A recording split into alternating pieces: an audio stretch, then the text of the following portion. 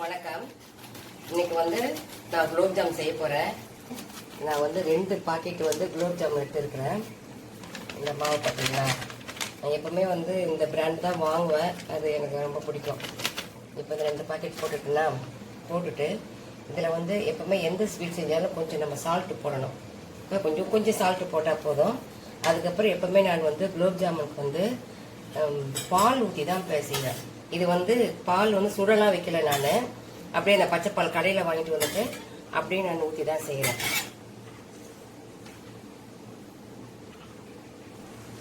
இப்போ வந்து நான் பச்சை பால் தான் அதை ஊற்றி தான் நான் கசிவேன். தண்ணியெலாம் நான் ஊற்ற மாட்டேன். இது வந்து என்ன ரொம்ப ரஃப்பாக நம்ம பண்ணக்கூடாது. எப்படி பண்ணியிருக்கேன் பார்த்தீங்களா, கொஞ்சம் அப்படியே சாதாரணமாக இப்படி தான் நம்ம பிசையணும். அழுத்தில நம்ம குலோப் ஜாமுனை பிசையக்கூடாது. இதுக்கு வந்து நம்ம வந்து என்ன போட்டிருக்கோம்னா, லாஸ்ட்டில் வந்து நெய் போட்டு கொஞ்சம் நம்ம இதை பிசைஞ்சு ஒரு 10 நிமிஷம் நம்ம விட்டுடலாம். இப்போ நான் இதுதான் பண்ணிட்டேன். இந்த குலோப் ஜாமுக்கு நம்ம என்னென்ன எடுத்து வச்சுருக்கேன்னு உங்களுக்கு நான் சொல்ல மறந்துட்டேன்.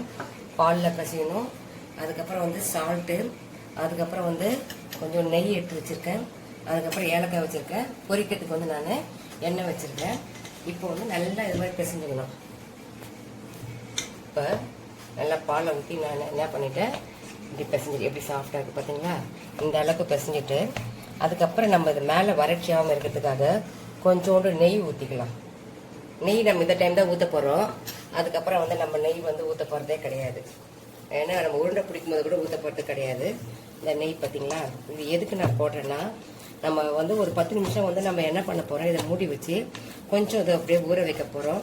அதில் நம்ம ட்ரை ஆகாமல் இருக்கிறதுக்காக எப்போவுமே நான் என்ன பண்ணுவேன், நெய் வந்து கொஞ்சம் போட்டு மேலே போட்டு பிசைஞ்சு வச்சுருவேன். அப்புறம் உருண்டை பிடிக்கும்போது சும்மா லைட்டாக தான் நான் தொட்டுக்குவேன். இப்போ நான் என்ன பண்ணிட்டேன், மாவு ரெடி பண்ணிட்டேன். என்னென்ன போட்டதுன்னா, சால்ட்டு போட்டேன், பாலை போட்டு நல்லா பச்சை பாலை போட்டு நல்லா பிசைஞ்சிட்டேன். அதுக்கப்புறம் வந்து நெய் போட்டு இதை வந்து நான் ரெடி பண்ணிவிட்டு இதை அப்படியே ஊறட்டும். நம்ம வந்து சக்கரை பாகு ரெடி பண்ணிடலாம். ஃப்ரெண்ட்ஸ், இது வந்து 350 கிராம் இருந்துச்சு நம்மளுக்கு வந்து குலோப் ஜாமுன் மாவு. அதுக்கு வந்து நான் என்ன பண்ணியிருக்கேன், நான் 1.5 கிலோ சக்கரை 1.5 லிட்டர் வந்து நான் தண்ணி வச்சுருக்கேன். இப்போ வந்து இது நல்லா கொதிக்கிட்டோம். 1 லிட்டர், அதாவது 350 கிராம் குலோப் ஜாமுன் மாவுக்கு 1 லிட்டர் தண்ணி 1 கிலோ சக்கரை வச்சுருக்கேன். இது நல்லா கொதிச்சுக்கிட்டே இருக்கட்டும். அதுக்கு நம்ம வந்து இந்த உருண்டை வந்து 10 நிமிஷம் ஆயிடுச்சு. நம்ம இப்போ உருண்டை பண்ண ஆரம்பிச்சிடலாம். ஃப்ரெண்ட்ஸ், இப்போ பாருங்களேன், இந்த மாவு வந்து நான் சின்ன சின்ன உருண்டையாக 10 நிமிஷம் ஊறிச்சு இல்லையா, சின்ன சின்ன உருண்டையாக நான் பிடிச்சி வச்சுட்டேன்.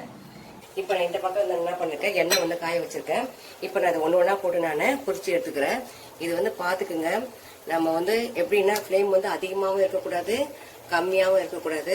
அதிகமாக இருந்தால் தீஞ்சிரும், கம்மியாக இருந்தால் அப்படியே வெடிச்சிடும் குலோப் ஜாமுன்.